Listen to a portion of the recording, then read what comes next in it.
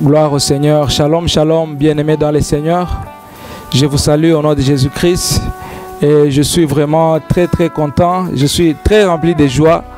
Parce que moi et toi, nous avons eu encore la faveur et la grâce d'être parmi ceux qui sont vivants aujourd'hui. Nombreux vraiment nous ont quittés. Mais Dieu, par sa grâce, sa miséricorde, parce qu'il a un plan merveilleux pour notre vie, pour ta vie et pour la mienne, c'est pourquoi il nous accorde encore cette vie. Je t'invite encore pour ce partage de la parole de Dieu. Je crois qu'il y a un bon message que Dieu a préparé pour toi, parce que Dieu a toujours un plan merveilleux pour ta vie. Et quand Dieu veut réaliser quelque chose dans la vie de quelqu'un, Dieu envoie d'abord sa parole. Et aujourd'hui, je crois que la parole que Dieu a envoyée pour toi, elle va transformer ta vie. Elle va faire quelque chose. Parce que nul n'est venu à Dieu et rentré tel qu'il est venu. Et Dieu, aujourd'hui, comme tu m'écoutes là, tu es auprès de Dieu. Et tu ne resteras pas la même. Tu ne resteras pas le même. Quelque chose va se passer dans ta vie. Laisse-moi prier avant de continuer. Père éternel, je t'invoque ces moments encore, pour que tu parles à mon téléspectateur. Saint-Esprit, je t'accorde cette place, je t'accorde ces temps, ces moments, pour que Seigneur, quelque chose se fasse dans la vie de celui qui est en train de me voir et celui qui est en train de m'écouter à ces moments. Glorifie-toi, glorifie ton nom, au nom de Jésus-Christ. Amen. Ce matin, ce jour, Dieu a mis en mon cœur un bon message qui est intitulé Second message. Second message. Je vais t'annoncer avant de lire la parole de Dieu que s'il y a eu le malheur de ta vie, il y a aussi du bonheur que Dieu a accordé ce jour. Si tu as pleuré pendant longtemps, Dieu a décidé de te faire rire. Si tu as été très triste pendant longtemps, peut-être tu as passé des moments très difficiles. Je vais t'annoncer la bonne nouvelle que Dieu est là maintenant pour te faire passer, te faire traverser ces moments difficiles et pour que tu entres dans ta nouvelle saison. Gloire au Seigneur. Nous allons lire dans nos Bibles, dans les livres de Lamentations, le chapitre 3. Non, excusez-moi. Nous allons lire dans les livres d'Ésaïe. Ésaïe chapitre 28. Nous allons lire du 1er verset au 8e. Ésaïe chapitre 28, du 1er au 8e verset. La parole de Dieu dit ceci. En ce temps-là, Ézéchias fut malade à mort. Le prophète Ésaïe, fils d'Amoz, vint auprès de lui et lui dit, ainsi parle l'Éternel, donne tes ordres à ta maison, car tu vas mourir et tu ne vivras plus. Ézéchias tourna son visage contre les murs et fit cette prière à l'Éternel. Ô Éternel, souviens-toi que j'ai marché devant ta face avec fidélité et intégrité de cœur, et que je fais ce qui est bien à tes yeux. Et Ézéchias répandit d'abondantes larmes. Puis la parole de l'Éternel fut adressée à Ésaïe en ces mots. Va et dis à Ézéchias, ainsi parle l'Éternel, le Dieu de David ton père. J'ai attendu ta prière, j'ai vu tes larmes. Voici, j'ajouterai à tes jours 15 années. Je te délivrerai, toi et cette ville, de la main du roi d'Assyrie. Je protégerai la ville. Et voici de la part de l'Éternel les signes auxquels tu connaîtras que l'Éternel accomplira la parole qu'il a prononcée. Je ferai reculer de 10 degrés en arrière avec le soleil d'ombre, de degrés qui est descendu sur les degrés d'achat.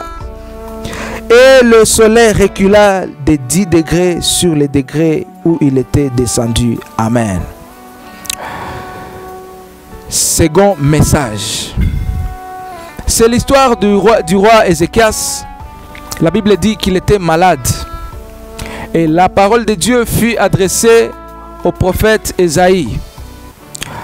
Vous savez, le prophète Ésaïe n'était pas n'importe qui dans la nation israélienne. C'était un prophète qui était respectueux. Ses prédictions étaient toujours justes parce qu'il parlait de la part de Dieu. Ce n'est pas comme les prophètes que nous voyons aujourd'hui qui prédisent des choses qui n'arrivent jamais, qui prédisent des choses pour plaire aux gens, qui prédisent des choses pour leur vie, pour qu'ils soient vus. Mais le prophète Ésaïe était un prophète qui était modèle, qui parlait vraiment et réellement de la part de Dieu. Et la parole de Dieu lui fut adressée. Il est parti auprès du roi. Vous savez, la Bible dit: confie-toi à l'Éternel et confie-toi à ses serviteurs. Je me demande de quelle manière le prophète Ésaïe est arrivé jusqu'au roi pour lui annoncer la nouvelle. Aujourd'hui, les serviteurs de Dieu, ils ne sont que là pour plaire aux politiciens, pour dire des bonnes choses aux politiciens. Oh, Dieu te voit, Dieu te bénit, Dieu est son serviteur. Même s'il fait du mal, ils sont nombreux les serviteurs de Dieu qui savent dire la vérité. Ainsi dit l'Éternel aux autorités. Le prophète Ésaïe n'a pas dit non, peut-être que le roi va me tuer. Vous savez, dans la Bible, il y avait un roi Saül qui faisait peur même au prophète Samuel, dans le temps du prophète Samuel. Le prophète Samuel avait peur du roi. Quand Dieu lui envoya pour aller oindre dans la maison, pour aller oindre David, il a dit: Dieu, si Saül apprend que je pars dans cette famille-là, il va me tuer. Il y a des rois, des présidents, des politiciens qui font peur même aux autorités, aux hommes de Dieu. Et c'est le malheur. Quand tu vois que les serviteurs de Dieu commencent à trembler devant les politiciens, quand tu vois les serviteurs de Dieu commencent à mendier auprès des politiciens, sache qu'il y a un malheur. Sache qu'il n'y a pas de bonne gouvernance et on n'a pas de bonnes autorités selon la volonté de Dieu. Une personne, un bon dirigeant doit respecter un serviteur de Dieu parce que c'est Dieu qui établit. Nul ne peut devenir, toute autorité vient de Dieu. Et si ça vient de Dieu, il faut respecter cet homme de Dieu. Il faut respecter ce serviteur de Dieu. Et je crois que Ézéchias respectait vraiment le prophète Ésaïe. Je ne sais pas si Ésaïe avait demandé une audience pour quel jour, 48 heures ou comment. Mais je crois que quand la parole de Dieu fut adressée à Ésaïe, à ce moment-là, sans même demander audience, Ésaïe est parti voir le roi. Et comme le prophète était respectueux, un homme de Dieu était respectueux, il est entré sans audience. Mais la chose qui m'étonne maintenant, quand le prophète est arrivé, il n'est pas venu dire: non, monsieur le président, monsieur le roi, comme tu es malade là, et je t'annonce la bonne nouvelle que mon Dieu va te guérir. Ou bien il est venu lui oindre de l'huile pour dire: non, tu vas guérir, voilà l'huile d'onction, voilà ceci, ceci. Non. Il est parti direct. Il dit au roi Ésaïe que tu vas mourir. Il parle de la part de l'Éternel. Donne tes ordres à ta maison, car tu vas mourir et tu ne vivras plus.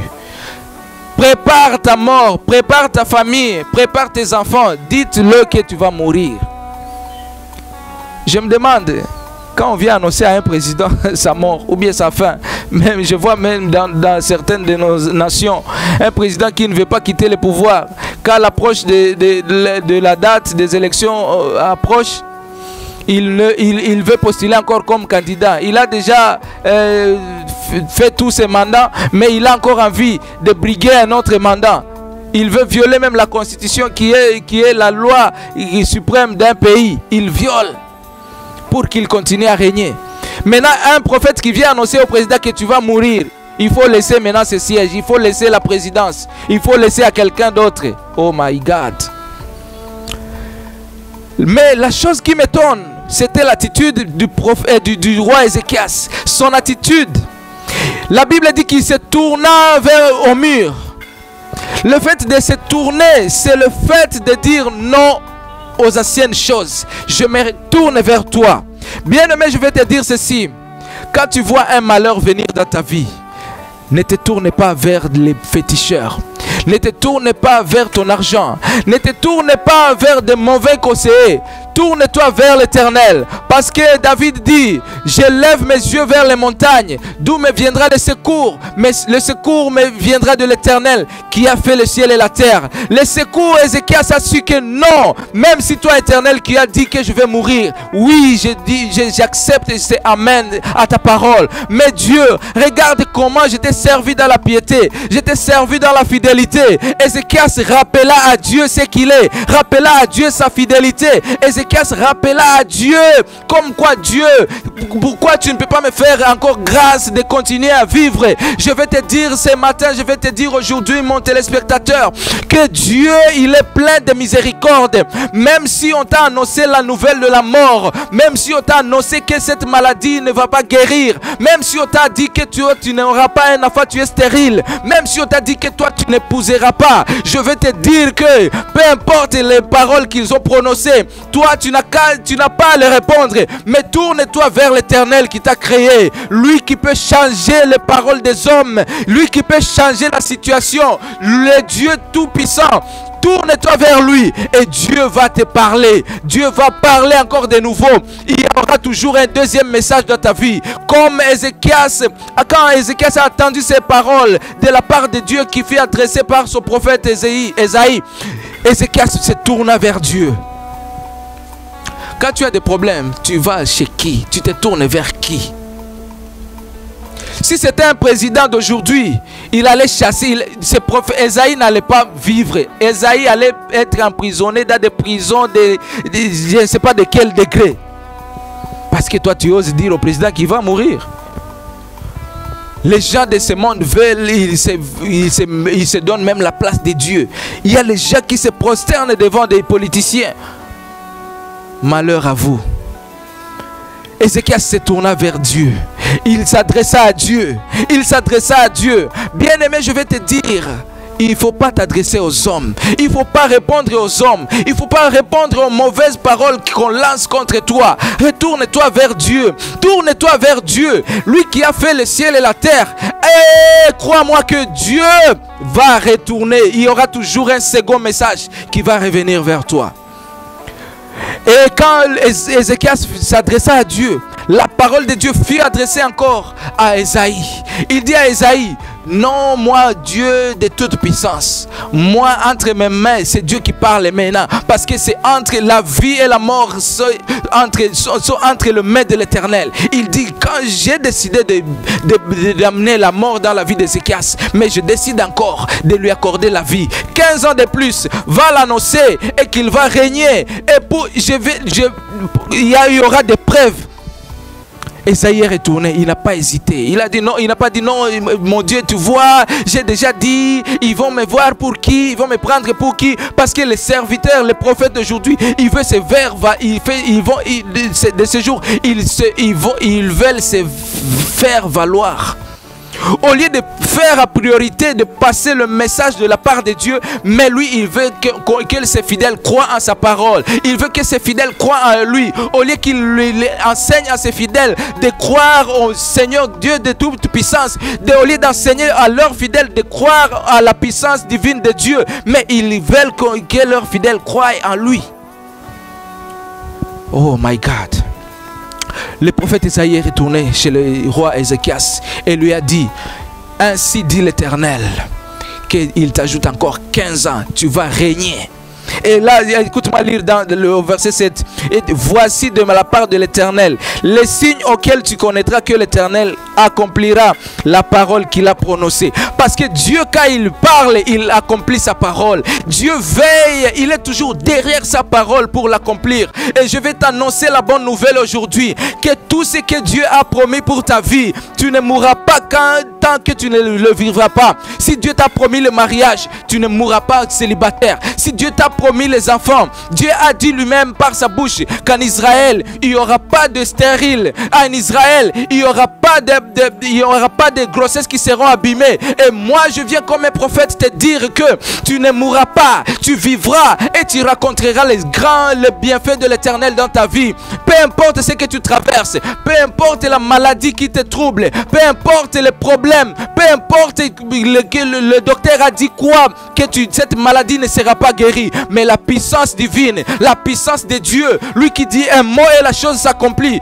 Aujourd'hui, la chose va s'accomplir dans ta vie. Aujourd'hui, ta vie que tu as perdue va retourner au nom de Jésus. Aujourd'hui, ta stérilité va prendre fin au nom de Jésus. Aujourd'hui, cette maladie-là qui trouble ta vie, qui a tourmenté ta vie, prendra fin et la santé va revenir dans ta vie par la puissance de Jésus-Christ. Alléluia.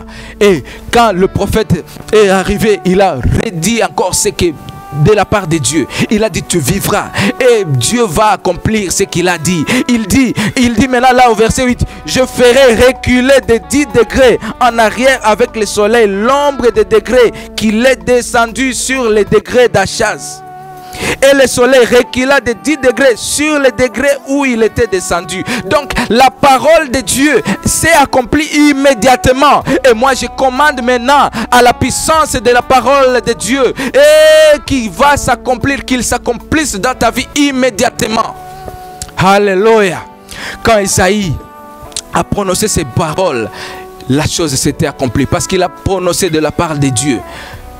Bien aimé, il y a des messages qui ont été lancés dans ta vie. Ça, c'était le premier message. Le docteur t'a dit que cette maladie est incurable et ça ne va pas guérir. Ça, c'était le premier message. Moi, je vais t'annoncer le deuxième message, que cette maladie va guérir au nom de Jésus. On t'a dit que tu es stérile, tu ne mettras pas au monde.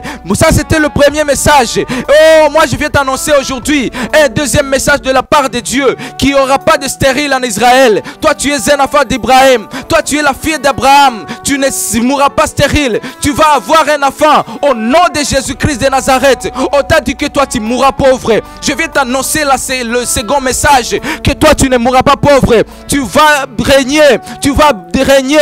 La Bible dit tu seras la tête et non jamais la queue. Tu seras la tête. Je te vois. Tes enfants seront la tête. Ta postérité sera la tête. Tes enfants ne vont pas mourir, ne seront pas des vagabonds, mais ils seront la tête au nom de Jésus. Parce que quand Dieu parle, il accomplit sa parole. Et sa parole va s'accomplir dans ta vie. Je commande maintenant la puissance divine d'entrer dans ta vie et d'accomplir la parole de Dieu. Au nom de Jésus, reçois la puissance, reçois la force, reçois l'accomplissement. Au nom de Jésus. Qu'est-ce qu'on a dit contre ta vie? Et je m'imagine que ce jour-là, quand le prophète est arrivé, il dit non, tu mourras au roi, tu vas mourir. Il faut préparer maintenant. Ordonne à ta famille, ordonne à peut-être qu'il y avait un premier ministre, peut-être qu'il y avait un président du Sénat, et selon la constitution de son pays, que au cas où le roi, au cas où le président meurt, c'est elle qui prend sa place. Oh my God, peut-être que le président ou son vice-président ou le président, je ne sais pas, selon la constitution de ton pays, il a commencé déjà à préparer sa costume qu'il va porter là le jour quand il va prêter serment. Il a commencé maintenant à écrire son discours. Je m'imagine vraiment comment les gens se préparaient, comment ils préparaient. Non, nous allons, comment le deuil du président, du roi va s'organiser, on va faire ceci. Il y avait déjà un programme bien tracé. Mais je te dis, ils feront ce programme, mais s'ils ne vont pas se réaliser, c'est la volonté de Dieu qui va toujours s'accomplir dans ta vie. Les gens peuvent dire des mots contre toi, les gens peuvent avoir des planifications contre toi, mais la volonté de Dieu finit toujours par accomplir et par s'accomplir, et ça va s'accomplir dans ta vie au nom de la puissance de Jésus-Christ de Nazareth. Oh my God, ce jour-là, je m'imagine que le prophète, les gens là qui ont commencé maintenant à se dire non, peut-être le général tel va prendre le royaume, peut-être qui. Oh, il y a les gens. Un jour j'ai attendu, je me suis très étonné. Un homme dit, un homme dit à la femme de quelqu'un, à une fille, que le jour où ma femme mourra, je t'épouserai. Donc il attend la mort de sa femme à cause de ses convoitises. Il a promis déjà un mariage à quelqu'un. Il y a des gens qui attendent ta mort pour qu'ils réalisent leur projet. Mais je te dis qu'il ne faut pas, leur projet ne va pas se réaliser. Le projet de Dieu va se réaliser dans ta vie. N'ayez pas peur. Même s'ils ont prononcé, même quelle que soit la force de leurs paroles, quelle que soit leur position, administrative, peut-être que c'est ton boss qui a dit non, tu resteras toujours à la porte. Tu resteras toujours là. Tu n'auras pas de bon salaire parce que tu n'as pas fait ce que moi j'ai voulu. Tu resteras là. Lui, il a dit, mais Dieu aujourd'hui a décidé de lui faire sortir de cette place et de te faire régner là-bas. Au nom de Jésus-Christ de Nazareth, ils ont mis des cales sur ta route. Ils ont mis des barrières pour que tu ne passes pas. Mais je t'annonce le second message, que ces barrières vont être brisées et toi tu vas passer. Tu seras victorieux. Là où on a dit que tu vas échouer, tu vas réussir. Là où les autres ont échoué, là où on attendait ton échec, là où on a présé un trou pour que tu tombes, eux-mêmes vont tomber dans ce trou, parce qu'il y a un second message que tu vivras encore et Dieu va accomplir sa parole dans ta vie. Reçois la grâce de Dieu. Oh, ce jour, je sens la puissance de Dieu. Je vais prier pour quelqu'un. Il se peut que tu as reçu des messages. On t'a annoncé la mauvaise nouvelle. Peut-être la nouvelle de la maladie qui est incurable. On t'a dit que ça ne va pas guérir. J'ai dit la puissance de Dieu est là, disponible à ce moment pour te guérir. La puissance de Dieu est disponible maintenant. Sois prêt, nous voulons prier. Nous voulons libérer cette puissance. Nous voulons libérer cette puissance-là. Comme c'était annoncé au roi Ézéchias, qu'il va revivre encore pendant 15 ans, qu'il régnera, et toi tu vas régner. Tu vas régner au nom de Jésus. Tu vas régner, bien-aimé. Assure-toi, aie confiance à Dieu. Aie confiance à Dieu. Aie confiance à Dieu. Ne me regarde pas. Peut-être que mon français même n'est pas bon, mais le Dieu de la Bible, il va accomplir sa parole dans ta vie. Yes, Lord. Je vais prier pour toi. Père éternel, je te dis merci pour les jours d'aujourd'hui. Merci Seigneur pour mon téléspectateur à qui tu as parlé. Merci Seigneur parce que les mauvaises paroles qui ont été prononcées par leurs tantes, qui ont été prononcées par leurs boss, qui ont été prononcées par leurs autorités, les mauvaises paroles qui ont été prononcées par leurs tantes, par la puissance de ton sang, Jésus, qui a coulé sur la croix. Et là, tu as dit que tout est accompli, que les maladies n'ont pas de place. Toi qui t'es fait pauvre, Seigneur, pour que nous soyons riches. Toi qui t'es fait malédiction, pour que nous soyons bénis. Toi qui t'es fait malheureux, pour que nous soyons heureux. Oh Père éternel, j'évoque ta grande puissance maintenant sur mon téléspectateur, sur mon bien-aimé qui est en train de me regarder. Seigneur, il a reçu des messages. Il y a les gens qui attendent sa mort. Toi, le Dieu du renouvellement, toi, le Dieu du second message, je t'invite maintenant. Peut-être qu'il y a des malades qui me regardent. Il y a des maladies incurables qui ne peuvent plus être guéries. Mais toi, Jésus, ton sang qui a coulé sur la croix, je t'invoque maintenant. J'évoque ta puissance. J'évoque ta puissance. J'évoque ta puissance dans ce corps qui est malade. J'évoque ta puissance dans ce corps qui est malade. Au nom de Jésus-Christ de Nazareth, j'évoque ta puissance dans ce corps, le ventre de cette femme qu'on a dit qu'elle est stérile, qu'elle ne va pas qu'elle ne va pas avoir un enfant. Oh Dieu, toi qui as donné l'enfant à Anne, toi qui as donné l'enfant à Sarah, Seigneur de toute puissance, fais quelque chose dans sa vie. Reçois maintenant, reçois un enfant, reçois un enfant au nom de Jésus-Christ de Nazareth. Reçois au nom de Jésus-Christ de Nazareth. Père éternel, merci. Merci parce que tu veilles à ta parole. Tu es toujours derrière ta parole pour l'accomplir. Je crois, Seigneur, que tu vas accomplir ta parole que tu nous as enseignée ces jours. Je crois que, Seigneur, cette femme ne va plus pleurer. Je crois que, Seigneur, ses frères ne vont plus pleurer. Je crois que, Seigneur, cette maladie a disparu par la puissance de ton sang. Gloire à toi, Seigneur Jésus-Christ. Je t'élève et je te bénis parce que tu es le même hier, aujourd'hui et à jamais. Dans le nom puissant de Jésus, j'ai ainsi prié. Amen. Que Dieu vous bénisse.